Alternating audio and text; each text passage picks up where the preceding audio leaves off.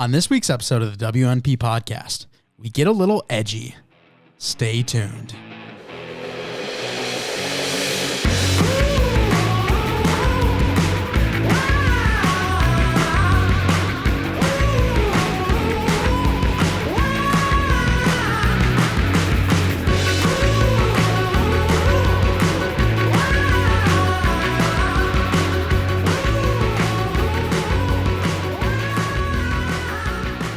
Episode 140 of the We're Not Professionals podcast. I'm your host, Mike Mitchelson, and joining me today, as always, my co-host, Chase Crawshaw. Chase, how you doing today? I'm doing swell. Thank you for asking. How are you? I'm doing okay. Doing okay. That's good. It's good to hear. Yeah, it's really good to hear. Doing okay. So working a lot, obviously, back at the NARA. So I just wanted a quick go. All right, we're doing rankings. This show, obviously. The hell was that? Doing rankings. Chicken sandwich rankings. Go. Oh my god. New Panera, new Panera Spicy. You've had it. So go. I have had it. I've had it 3 times. So it's been out for 2 weeks. It came out 31st and it's 13th. 2 weeks. 2 weeks. To the day. Sure. Or tomorrow it'd be like 2 weeks ago. Yeah. So I've had it 3 times in that span. That should tell you enough. The second one was to double check my taste on it, and the third time I was like, wow, this is really good. I want it again. So I'm going to do a top 3. Okay. Number 1 is Chick-fil-A.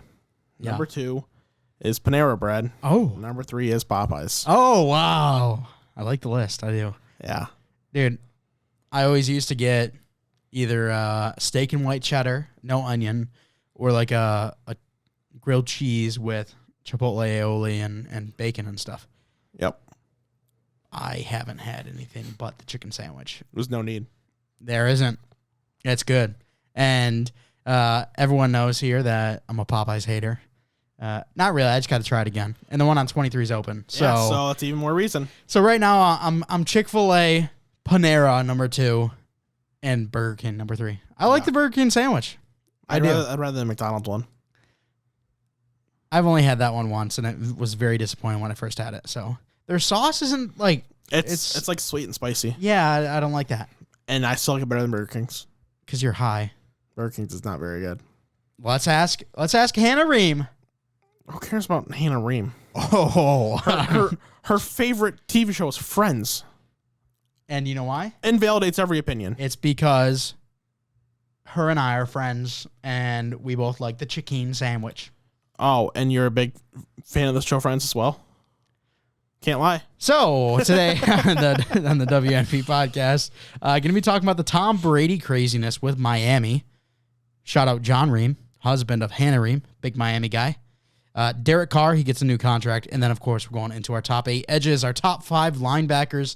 Very excited to get into that next week on Monday or Tuesday. I haven't really decided yet. I think this is actually going to come out on Friday just because my sleep schedule has not been very good when it comes to editing the night before the show is supposed to release. So the final episode will absolutely release before the actual draft, but we'll see about some of the other stuff.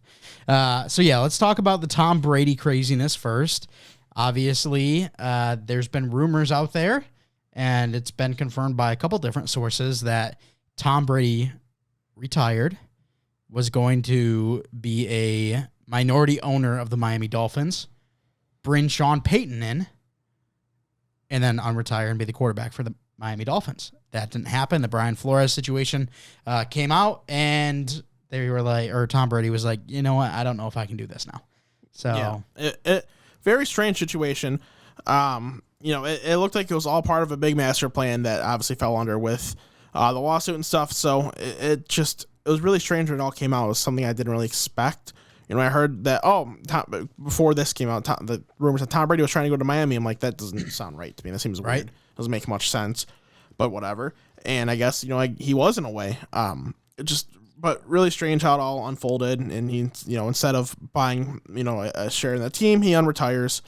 It just, everything about the situation, just strange. Yeah, my question is, why did he want to do it with Miami? versus like a Tampa Bay or another team. Maybe Tampa wasn't able or willing to sell him a share, and Miami was, and he still wanted to stay in the state of Florida. And who wants to buy into the Jacksonville? Jags? Who wants to buy into the Jags? Or trying to get back at Billy B and the Patriots. Same division. I mean, maybe it's not impossible. It's definitely part of the reason. Like it helped influence. Like, oh, it's against my former team. Yeah, truck them. Yeah. Let's not talk about Derek Carr. Gets a new contract. Derek Carr is a quarterback that you and I feel is very underrated. I think he had a very solid year this year. And there was questions on what the Raiders were going to do. Were they going to continue with Derek Carr? Were they going to look to upgrade? Obviously, a lot of upgrades happened so far. Russell Wilson, Deshaun Watson with the Browns, Matt Ryan with the Colts, Carson Wentz over with the Guardians. Still got to get that right. Almost called them the football team. Commanders. Commanders. Guardians are baseball. Well, see, still got to get it right. So, yeah, a lot of QB upgrades. The Raiders decided, let's stick with Derek Carr. Yeah, I mean, you like it? It's tough because he's not a bad enough quarterback to replace, you know? I mean, he's underrated. I like him. Yeah, he's not a bad enough quarterback to replace, but you got like 8 quarterbacks in the AFC alone that are more game-changing than he is. So it's going to be hard to try to win in the AFC with the Raiders. They're going to have to really do it by a committee approach more than just a quarterback carrying a team. It's really going to have to be a team win for them. So it's possible. It's doable. It's just not going to be super easy. The money is a bit, it's definitely pricey. Yeah, it's a bit much. I know quarterbacks are all getting that kind of money nowadays, so it's just kind of how the market goes. But it's better than trying to result to the draft this year or next year. Yeah, $121.5 million over 3 years. That comes out to $40.5 million per. So it is a bit much, and they just gave that huge contract to Davante Adams. But hey, if this is a duo that you believe in, why not? Go all in for them. And the Raiders are a team that are going to have to have a great quarterback to compete in that division. I mean, all 4 teams look very good right now, and the Raiders very well could come out on top if they get good enough quarterback play out of Derek Carr with the addition of Davante Adams. It's not impossible. I mean, he had the MVP season in 2016, right? That's what it was? Yeah, I think it was. Yeah, so like he took me to fantasy football championship. It was so awesome. It's been so long. So, yeah. I'd love to know what some Raiders fans think.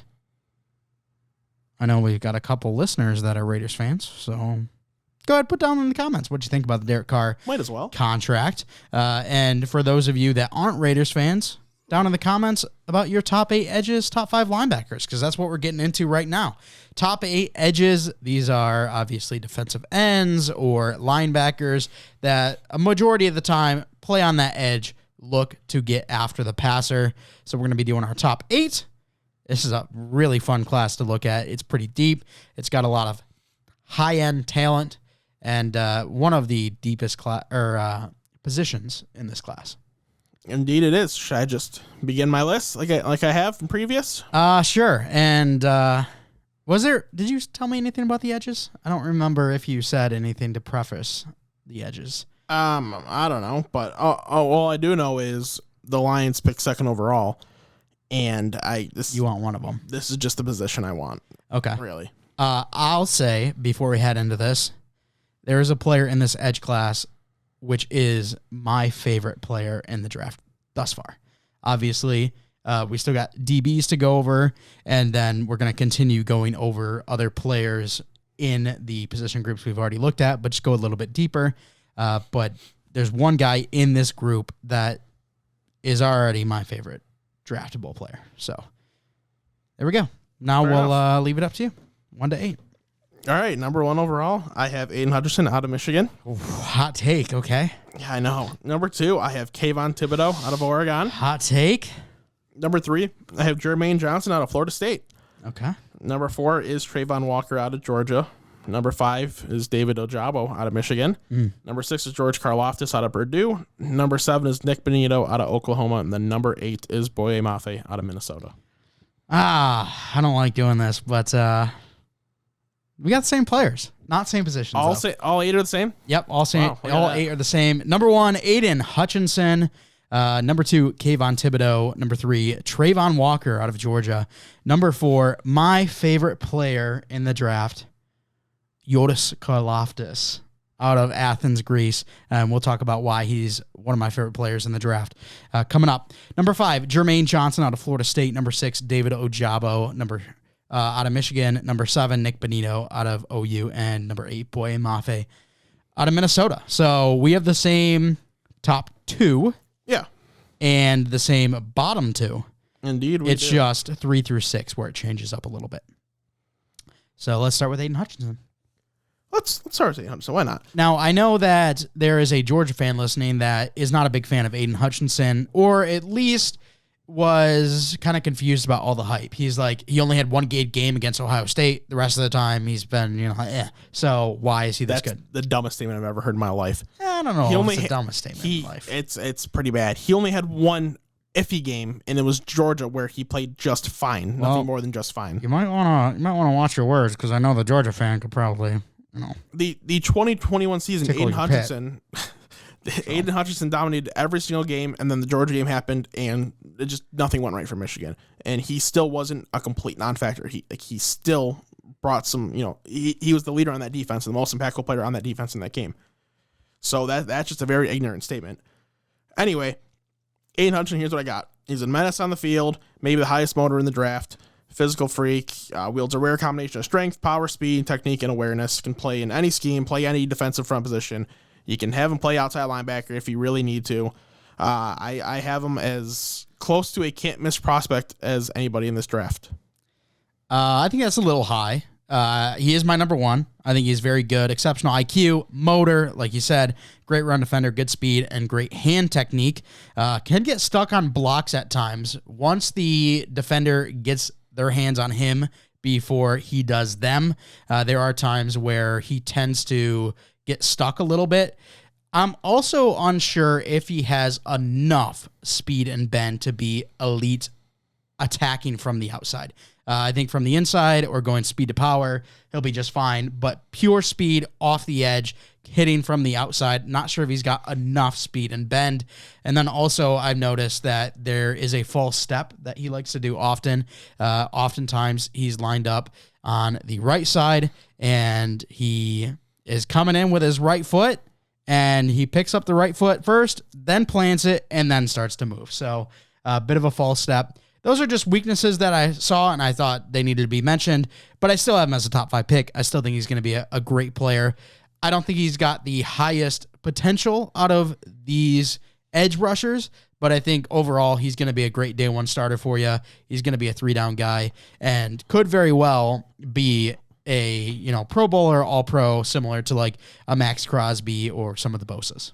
Yeah, I have him as a player graded worthy-wise of being a first overall pick, especially in this draft class and a lot of draft classes. Is he a Myles Garrett type prospect? I'm not even going to go there, but he's definitely like the next step down from Myles Garrett, where it's somebody he's going to come in, I think he's going to safely be a top 10 edge in the league with a legitimate top 5 upside in the league. He's that kind of guy.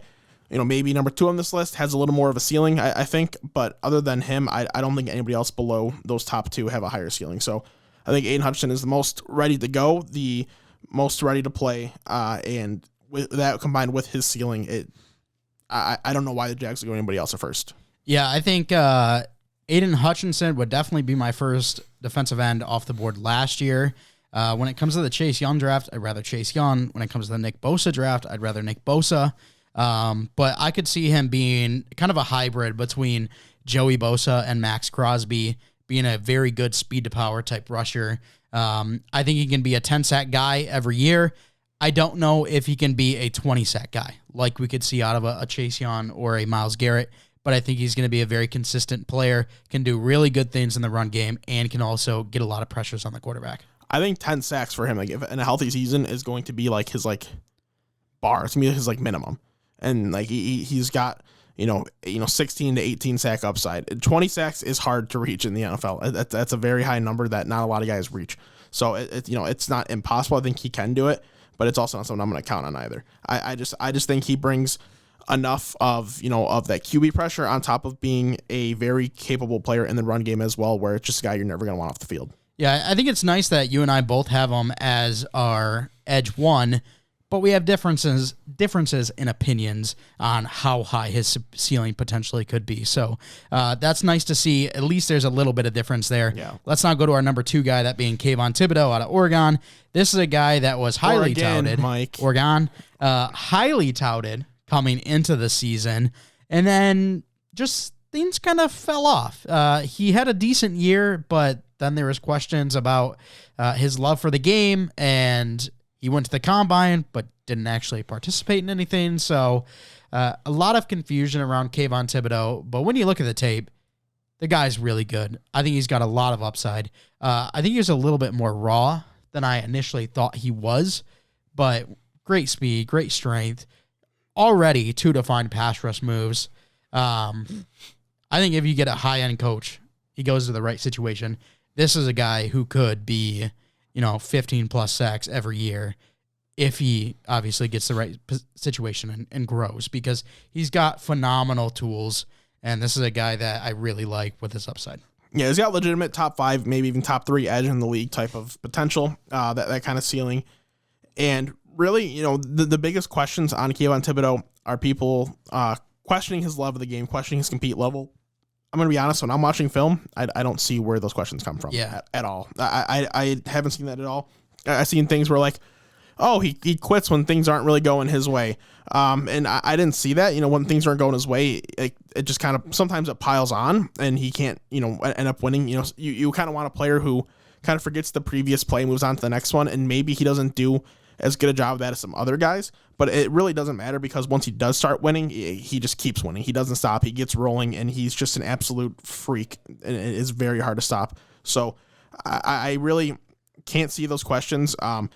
And if those are the only questions, everything else I see in him is legitimate elite NFL upside. So he's someone that I think is also, again, worthy of going first overall, worthy of the Lions pick, and is safely I have Aiden Hutchinson as my number 1 player in this draft class. Kayvon Thibodeau's my number 2. Yeah, and I think Kayvon Thibodeau is the most natural bender out of this class, aside from one player that we will be mentioning a little bit later on. But he's got the other player we're going to talk about has the advantage of being a little bit smaller, not as mean and powerful, where Thibodeau, he's got the size, he's got the strength and everything, and he still just has that natural bendability to get around on the outside. So big fan of that. Your number 3 is Jermaine Johnson. My number 3 is Trayvon Walker, but I believe you have Trayvon Walker 1 spot higher than I have Jermaine Johnson. So let's go into Trayvon Walker first, being out of Georgia. This is a guy that his draft stock absolutely boomed once we hit the combine. I mean, he showed what a freak he was athletically, big, explosive, super overpowering. He's fast. He's a freaky athlete. The one thing that really annoyed me when watching film is Georgia's actual defensive scheme, because this wasn't a guy that we got to see just go for the all-out blitz. Georgia often stressed patience, keeping an eye on the quarterback, containing the quarterback rather than going for the sacks. And Kirby Smart even came out and said that, maybe we should be going for more pressure on the quarterback. Trayvon Walker only had 6 sacks. So I was a little bit bummed seeing that. But when the pass rush reps were there, he was very overpowering. I saw oftentimes he would shove the offensive line back. I wish I saw a little bit more speed rush out of him, because we know how fast and how explosive he can be. Most of the time he tried to go for the power move. So I do hope that he can define that a little bit better. But I think from what I saw, very excited about his upside. Yeah, I've got him as my 14th ranked player in this draft class, despite being my edge 4. That tells you what I think of his edge class. He is a superb talent, definitely quite unique as an athletic specimen. And, a lot of what you said about Georgia's defense very well could be true and why this is the case. But I feel like when I watched him, my biggest concern was I just didn't see him ever really win on a second move. If his first move ended up getting blocked, he just never won a block after that. It was just game over. He didn't really, whenever he tried to do a second move, it just never succeeded as well. It could have just been the film I watched. I don't know. Could have been the way they played defense, but that is something I saw that raised a little bit of concerns. But I think he's someone that is going to be a day one impact player.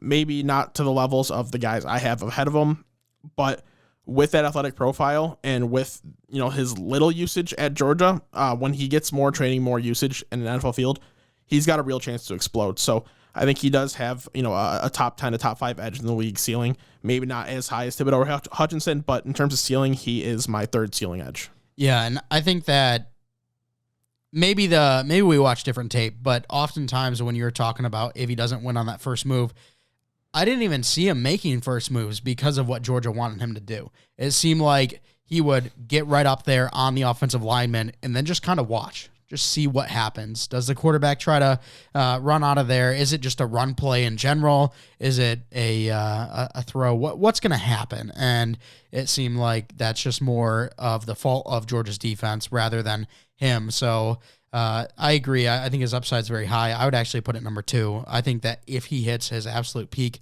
it's higher than Aiden Hutchinson's. But could be. It's close. But yeah, it's such a deep edge class, and all of these guys I would be super excited to see.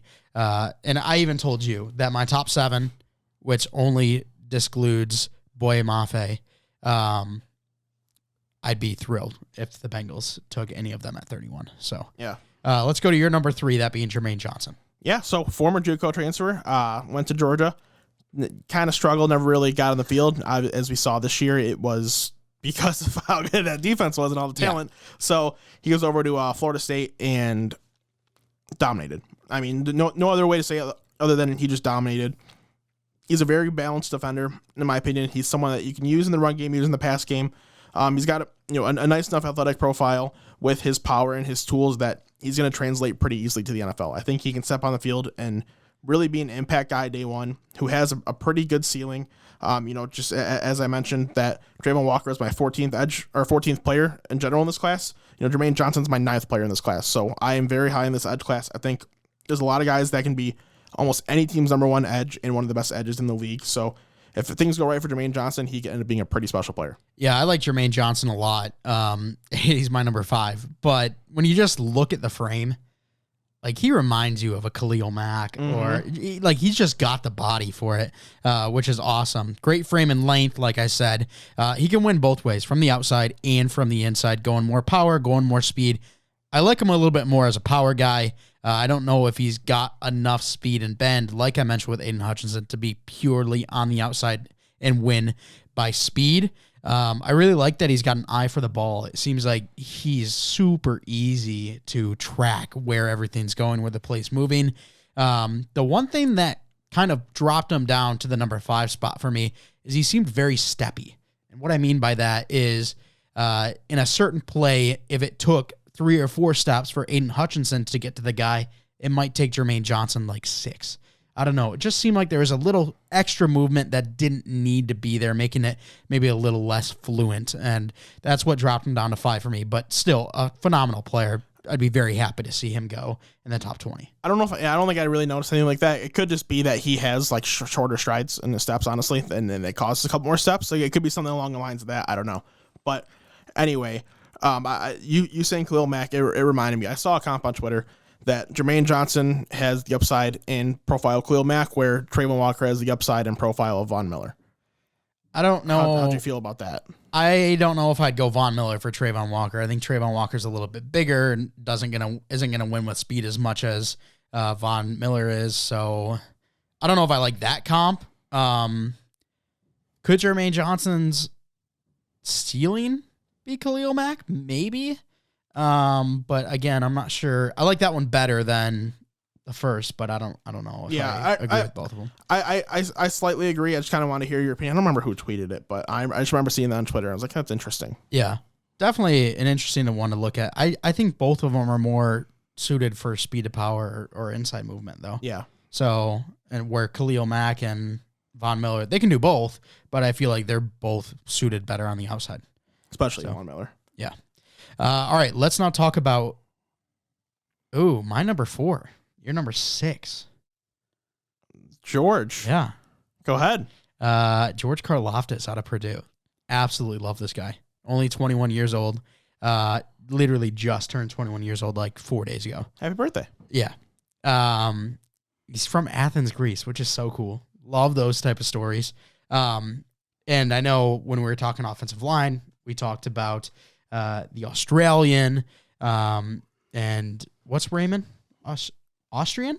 Yes. So, there's players from different countries, but Athens, Greece is a little different in my view. So, and a lot of people have said he just looks like a Greek god, which he's got the body and everything. He's a big dude at 6'4", 275. This is a guy who wins much more with power. He's the strongest defensive end in this group, in my opinion. I think that the one thing that stood out for me with Karlaftis compared to the others is he was constantly in the backfield. Like, was he getting the sacks? No, not always. He only had 4.5 sacks on the season.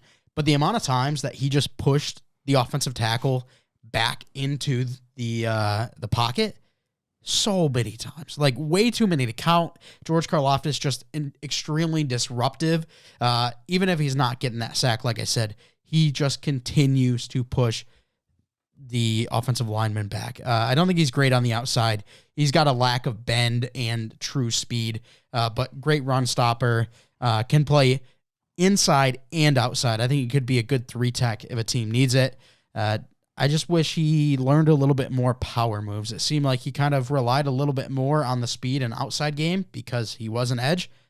But if he learns a little bit more in the power game, like a bull jerk, rather than just, straight up bull rush, like you could have some great talent out of this guy. It's funny because I thought his power was a little better than you're even stating, honestly. It's me saying he was the best in the class is understating. And I still think you're slightly understating. I still think that you saying that he needs to learn a little more power moves. I think that he has a little more than you're giving him credit for, but nonetheless, my only thing with my biggest knock on him, I guess, is he's only going to win with power in the NFL. I don't imagine him really winning much on the outside with speed.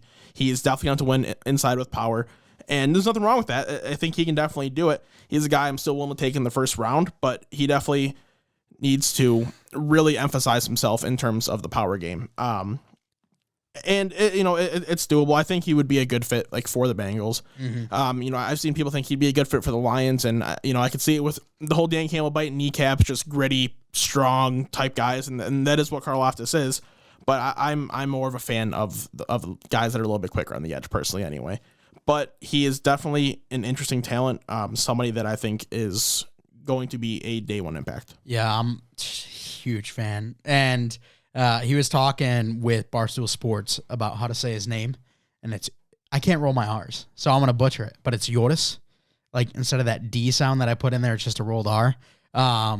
And he said that he changed it to George because that's the American version of his Greek name, where his brother Yanni didn't change his Greek name because it's super easy to say, but if he did, it was just John. So they were giving him trash about George. That's not as cool as Yanni. And so he went through all of that. And, gotcha. It was really cool to see. He's a big nerd. He watches anime and stuff. You and I don't, but I sent it to Johnny and was like, guy watches anime. He's like, that's pretty cool. So that's funny. All right, let's not talk about David Ojabo. You're number 5? He is my number 5. My number 6. Yeah, so I really like how raw he is because he found ways to succeed at Michigan while being still new to the game, new to the position. I mean, he's really only been playing it since college. He came from, I don't remember where he came from overseas, but Nigeria. Yeah, Nigeria, that's right. And another import player. We're talking about quite a few of them in this class, a couple guys with some legit upside. And that's what Ojabo has. I think it's going to take some time. He's really just a pass rusher at this point. He's someone that's just going to win on the outside. And really not do, too much else quite yet. You're going to have to teach him a little more in the run game, teach him to win more on the inside, win more with some power. But he's got, he's got enough of those tools in place where you can really develop him into a premier pass rusher, some guy that has pretty close to unlimited ceiling. Yeah, I mean, he's very quick, very elusive, really good bend. Just for a guy that is a raw talent, having an Achilles injury really scares me. And that's why he's down at 6. It's tough. I think that if he didn't have the Achilles injury, this would be a whole different conversation. Maybe he sneaks into my top 4. But because he does, he's a guy that wins because of how explosive he is off the line and how he can beat the tackles quickly, be elusive, be super quick, get to the quarterback. And an Achilles is definitely going to hurt that. So I do shy away from him a little bit, but I think he is a good talent. I think if the Achilles heals perfectly, and I mean, modern medicine is phenomenal. We've seen players come back from crazy things super quick. So I'm really hopeful that he's going to be back better than ever if he goes to the right position. If everything works out really well for him, he very well could be one of the top guys in this class, if not the top guy. Yeah, and with the way that, Achilles injuries are starting to heal nowadays, it's just injuries in general. We're seeing guys recover a lot quicker and return to form a lot better with the new types of medicine, new types of treatment. So I'm optimistic on that front, and I'm going to play the side of optimism. I'm not going to play the pessimism side like you are over there, negative Nancy. Everything needs to hit, though. Yeah, no, it's when was the last time everything hit for someone? Me, I'm handsome, I'm smart, I'm funny, great podcaster. Okay. Let's now move on to Nick Bonito, shall we? He is our number 7 from Oklahoma. What do you like about him? I got him. I texted you asking, what do you consider him, edge or linebacker? Because he really is right in between. He is a little bit bigger, more pass rushing style of linebacker, or he's a smaller type of edge who can play more as a linebacking type of style. So he's right in between there, but I do like enough of the tools where he's still as a guy that I'm looking at as a first round pick that you can kind of use as you need him. He ran a good 40, backed it up with the athleticism that I saw on tape. His size, he's not going to win a lot with power. He's going to have to do a lot more athletically, but I don't think it's going to be too much of an issue for him. I think he's going to be someone that you keep on the field for every type of play, run, pass. He's going to be useful, and if you're willing to use him as someone who is along the line, someone who is back in coverage in a linebacking position, I think it's how you can get the best use out of him. You got to be someone that is willing to, utilize his full abilities. If you keep him at just like a linebacker, for example, like a coverage linebacker, I think he can do it, but you're going to, take out part of his game. If you keep him as just a pass rusher, again, he's going to be able to do it, but you're going to take out a part of the game that he could help out in. Yeah, and I don't think Nick Bonito is anything close to Micah Parsons, but I think he could be used in a similar fashion where first, second down, you play him at linebacker, but when it comes to third down where you need the pressure, you put him up on the edge, try to get him home. Agree. Get to the quarterback. So, and this is the guy I was talking about that I think is probably the most natural bender in the draft class. And no, not airbender, natural bender. He's great on the outside. And a lot of the things I saw actually surprised me a little bit with how good he actually was. His open space tackling is actually phenomenal. I did not expect that. But the size does concern me a little bit. The overall pass rushing ability doesn't match some of the guys above him. So I think he is a guy that can be versatile, play edge, play linebacker. If you find the right situation, like Dallas did with Micah Parsons, he could be excellent. Could be a great chess piece. Yeah, and this is another guy that'd be okay with the Bengals taking at 31, which shows how great the class is. Oh yeah. Boye Mafe, I would. You hate his guts. No. You wish he didn't play football. I like Boye Mafe a lot, but I think 31 is a bit of a stretch. Like if he's there at 62, I mean that's a slam dunk. I've seen him more and more and more in the first round every day. Really? Yeah. I watch mock drafts almost every day on YouTube, and I've seen a lot more of him late first round or late first, early second. It's really where he's going. He will not be available at 62. No, I know he won't. Yes. But that doesn't mean I want him at 31. No, it's fair. He is a freak athlete, high motor, works his ass off. Those are the type of things you like to see from somebody who's still pretty new to the position, new to the game, because he is yet again another import player, still kind of new to the game of football, and not been playing his whole life like most of these guys have. But he needs to just really build up a level of consistency. That's the biggest problem with these raw players is, they show flashes that they can do it, and he's shown some legitimate flashes of, wow, this kid can be kind of special. But then you don't see it again for another 30 snaps. Like that's kind of the problem. If he can find a way to do it more consistently and win more often, he's going to be a problem in the NFL. I agree with you. And two of my gripes with him is doesn't win consistently on the inside, would like to see more consistent play when it comes to the run game. So, he's a freak athlete for his size, but the consistency needs to be a little bit better, especially on like speed to power and inside moves. I'd really like to see him get better there because he has the strength to be able to do that, but you don't often see him win that way. No, but he has the strength, he has the speed, he has those tools. They just got to be put to use the right way. Absolutely. So those are our top 8 edge rushers. Let us know who your top 8. No, I don't have any honorable mentions. Are down in the down in the comments there. We'll now move down. Move over to linebackers. Doing our top 5 here. This is going to be interesting.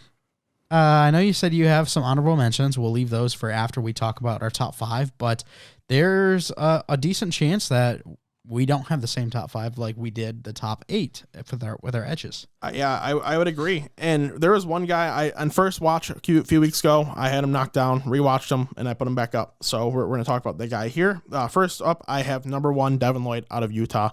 I think that's kind of been the consensus at this point. We'll see. We will see. Number 2, Nakobe Dean out of Georgia. Number 3, Christian Harris out of Alabama. Then number 4, Troy Anderson out of Montana State. And number 5, Chad Muma out of Wyoming. Okay. I go number 1. Devin Lloyd, Utah. Devin Lloyd out of Utah. Yeah. Number 2, Nakobe Dean out of Georgia. Number 3, Chad Muma out of Wyoming. Nice. Number 4, Christian Harris out of Alabama. And number 5, Leo Chenal That's from one of my honorable mentions. Wisconsin. My number 6. Really big fan of him, but we'll talk about that in a little bit here. Let's start with Devin Lloyd. Why do you like him? Well, really, when it comes to Devin Lloyd, it's interesting because I think he's super ready to play. I think he has a high ceiling, but not an ultra high ceiling at the same time. I don't know. It feels like he could be a day one of the best linebackers in the league, but I don't know how much better he's going to get. Like that's really the feeling I get. He's stout in run defending. He's really improved as a pass defender as well. He can drop back in the zone. He can read a quarterback well. He's not bad at getting the ball in his hands at all. He's nabbed a couple pretty nice interceptions in his time at Utah, especially this year. Very sturdy tackler, disrupts the ball carrier in the backfield when he's rushing. He's just a good athlete, not necessarily a freak, but just a really, really good football player. I could see him being the type of guy that just is one of the NFL's leading tacklers year in, year out, just because he reads the field well. He can process pretty quickly. He can adjust to the run, to the pass. He's patient enough, and he's just got the right tools. Yeah, and I think in every aspect of the game, he's good. Now, there's parts of his game that are a lot better than some of his other ones, but all of them are at least good. Super instinctive, like you mentioned. The one thing I like about him is he can definitely put the boomstick on people. Yes, he can. So I'd love to see that. Really good in the blitz, and like you said, solid in coverage with the interceptions he had this year. 8 sacks, 4 interceptions. Love to see that out of a guy who also has 111 total tackles. I think his upside is actually a little bit higher than some of the other guys that we're going to talk about here soon, like the guy next. I do have some question marks about him, and we'll talk about that and why I have those question marks, but I think that he's going to be good day one, and I think he could get better. I think very realistically he could be a top 10, top 15 linebacker at the prime of his career. No, I would agree, and I think he can get better. I just don't know how much better he's going to get because I think he is going to already step in and be pretty damn good. I could imagine him just like being a Roquan Smith level of impact on day one is really what I think. Yeah, and I think that overall this linebacker class, I don't think Devin Lloyd is going to be a Micah Parsons. No. But I think once you get into that 4, 5, 6 range and that second round pick range, like there's a lot of guys who could just fill in those gaps. So that's where the strength of this linebacking position is. It's not at the top, but rather that depth where you can find really good players in the second round. So let's now go over to Nakobe Dean out of Georgia. This guy's a little bit more undersized, but there was some argument to be had on if he should be the number 1. Obviously, you and I didn't think so, but still a very good player at number 2. Yeah, I mean, I have him rated almost exactly the same as Devin Lloyd in terms of like how like their draft grade is. So it is a close debate, but Devin Lloyd does take the cake. Really, what it comes down to is the size. It can be a problem at linebacker in the NFL. Undersized linebackers don't always find the levels of success that you'd hope, so you'd kind of have to use Nakobe Dean. A little interesting, you might have to use him in some safety packages. You might have to use him as a nickel. You might have to, put him around the field like Isaiah Simmons. You might have to do those types of things just because of his undersizedness, but it really doesn't matter because he's a 2021 Buckus winner, was best linebacker in college football this year. As I said, he's very useful. He can go back in coverage and passing downs just as well as, rushing the quarterback and stopping the run defender. He does enough things well where I think it can translate, but it just might take a little more time than some other guys just because of those size differences. Yeah, I think that he could have a good impact starting day one. I think he's extremely intelligent with good lateral quickness. He's a really good tackler, and I think that the number one matchup nightmare for him, you're not going to want to put him against a tight end because tight ends are just too large for him. Mm-hmm. You're not going to want to put him up against a wide receiver or a slot receiver because they're just going to be too fast. But a running back, I think he could be very good at locking down a running back. So that's something I look for his future team to do. Which, like, if you have him covering the running back, if you have him on that QB spy, if you have him in that type of role, if he's playing the linebacker position, that's what he's going to really succeed at. Yeah, and the one thing I worry is, like you said, size, but also I came into his, I guess, tape viewing thinking he was a little bit faster than he was. Roquan Smith, we know, undersized, but extremely fast. Not as fast here for Nakobe Dean. Still a good player, still has some good speed, and can do sideline to sideline, but I don't see him as that huge burner that I thought he was going to be when I first came into it. Yeah, no, he's not a burner, but like his lateral movement is like almost similar to his straight line movement, which is interesting, and that's not a bad sign at all for a linebacker. That's really good for run stopping too. Fill in those gaps, love to see it. Absolutely. Let's now talk about Christian Harris out of Alabama. He's your number 3. He is my number 4. I'll let you go first. Okay, here's what I have on him. I have him as an intelligent defender who fights, for every pressure and every tackle he makes. Very good in run situations. He can be useful rushing the passer as well. Solid enough in coverage, but not someone I would, be jumping at the bit to throw him in coverage. I would much rather use him in the run game and try to throw him at the quarterback. He can cover tight ends and running backs if he needs to, but I just don't think it's going to be his forte as well. Enough athleticism to be an intriguing option for a team that needs a linebacker. Have him as a guy you could take right at the end of the first round if you're someone trading up, really needing a linebacker, and Lloyd and Nakobe Dean go. I could realistically see you taking Christian Harris. And I think Graham is a fan of Harris going to the Lions at 32, isn't he, or 34? I'm not sure. He might be, and I'd have no issue with that at all. I if they're gonna go. It really depends who's left. Like last night, I was watching a mock draft with Brett Coleman and Bengal, and Devin Lloyd is still available at 32, and Brett Coleman didn't take Devin Lloyd.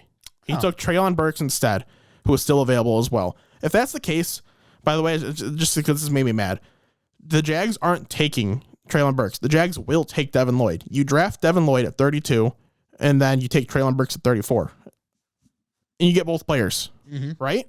Like, isn't that just an easy solution? Uh-huh. That made me really mad when I saw that. Especially if, like, depending what other wide receivers are on the board there, I wouldn't mind losing Treylon Burks and grabbing, like, a Jameson Williams or something. Yeah. And still getting Devin Lloyd. Yeah, exactly. I'd much rather have Devin Lloyd than Treylon Burks personally, with how the needs are on the Lions and how this talent class is working. But anyway, Christian Harris is a guy that I could realistically see going in the first round if needed. Yeah, I'm a little bit lower on Christian Harris than you, I think. I think he's got really good athleticism, really good size. He does keep his eyes up, reading the quarterback whenever it comes to rushing the passer or, going downfield for coverage and stuff. He does keep his eyes on the ball, which is really nice. But I've seen he tends to struggle at tackling a little bit, and I feel like at times he doesn't translate what he's seen to what he actually needs to do. I feel like he freezes at certain moments, but that's okay because coming out of high school, he was a wide receiver and a cornerback. So now he's playing linebacker. And a punt returner. Right. Can't forget that. So now playing linebacker, completely different position. He's played for a little while with Alabama, but we all know Alabama, they don't get in as a freshman or whatever. He's had some training, but I think he'll get better as he gets into the NFL. But right now, I think he's just more of a raw guy that I'm not super comfortable with going out there and being a 3-down linebacker right away. I'd much more prefer the likes of Chad Muma, my number 3, to go out there and have production immediately. Let's hear about him. Out of Wyoming, and if people know Logan Wilson, that's why I'm a big fan of Chad Muma. I mean, he's got a big frame, 6'3", 242, 142 tackles, 3 interceptions, only 1.5 sacks, but I don't think he's a guy that is going to constantly going after the passer. I don't think he's going to be in those blitz packages. I think you're going to want to look elsewhere for that. Just like Logan Wilson. Logan Wilson isn't a guy that you want to be rushing the passer because of how good he is in what is it? Coverage. There we go. I think he's got solid athleticism. I wish it was a little bit better. I think Logan Wilson's is a little bit better. That's why his ceiling a little bit higher. I think Logan Wilson legitimately could be a top 10 linebacker in the next coming years. But Muma, really high IQ, great at stopping the run and defending the pass. Not sure if he can blitz, but yeah, Logan Wilson was my comparison there. I think he can blitz if you really need him to, but there's going to be other guys that you can probably use in your roster. So don't even bother. You might as well use him where you know his strengths are, and that is going to be in coverage and then helping stop the run game as well. But he is a multi-tool player who can play in all situations. I think there is a very high upside.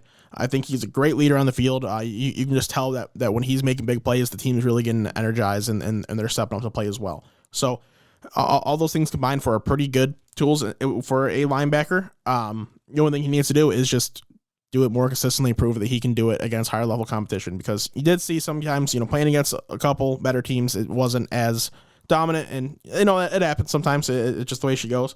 But if he can prove he can do it more consistently in the NFL, then he's got a real chance at being a stud. Yeah, big fan. I think day one he's going to have an impact. Maybe not a huge impact, but I think that his team will be comfortable enough to put him out there on the field and let him play to his fullest ability. I think it's possible. I really think a team needs to fully believe in him to draft him. Sometimes players are just like, oh, this kid fell to us, that's perfect. I think this is the type of guy you trade up to draft because you believe in him. Mm-hmm. Maybe. All right, let's not talk about your number 4, that being Troy Anderson. Right? He's number 4? Yeah. So you know me, I love quarterbacks that transition to defense. I love it. Chaz Surratt was the guy last year. Didn't really get to see the field this year. Had some injuries, and then the Minnesota linebackers in front of him were just a little bit better. Hopefully he sees the field this year. But anyway, Troy Anderson is an even more intriguing prospect than Chaz Surratt. Might be my favorite defensive player in the draft. I don't know. I really haven't made that final decision yet, but it's quite intriguing. You could use him, of course, as a linebacker. If you really need to, he was used as a pass rusher. Hell, if you really need to, you can use him in some nickel formations, throw him at DB. He has enough of an athletic profile combined with his size and his ability to read the field where he can be kind of used as a chess piece. It's still pretty raw. You still see that he really needs to learn the position better. He needs to work on his ball skills if he's going to be in coverage, because they're not quite there yet. It's still all brand new to him. But you see enough high-end talent where if he hits and things go right, he could be a true X factor. Kind of like your boy. Kind of like my boy. But Troy Anderson's my new boy. It's okay. I'll be honest with you. I know Troy Anderson. Didn't watch any film on him. Lacking a little bit in time recently, so I can't really give a true analysis on what I think about him. I'll have to come back to you with that one. But definitely intriguing with the position change. My favorite thing about him is I think legitimately he's going to play most snaps on defense. He's going to play special teams. If you really need him to, you can try to use him on offense. You can use him as a tight end or a bigger receiver, if you really need to, because he's got enough athleticism to succeed. Or a fullback like Sam Hubbard. That would be fantastic. I would love him in the backfield. It would be awesome. All right, let's go to my number 5 and your first honorable mention, that being Leo Chenal. Leo Chenal, baby. Out of Wisconsin. I like this guy a lot. I don't think he's great in coverage. I think he's going to be a guy who crowds the line a little bit more. Really good when it comes to run stuffing and just super aggressive in the backfield. A big, nasty dude. And I love that out of him. The blitz, I think it's so fun to watch with him because of how violent his hands are. He will get in the face, get in the neck, get in the shoulder pads of the offensive lineman and just kind of manhandle him. I mean, he's a big dude, 6'2", 261. So although he's not phenomenal in pass coverage, when it comes to run stopping and crowding that offensive line, this is the guy you're going to want. Absolutely. He's going to play first 2 downs for you every single time. You're going to want him on the field.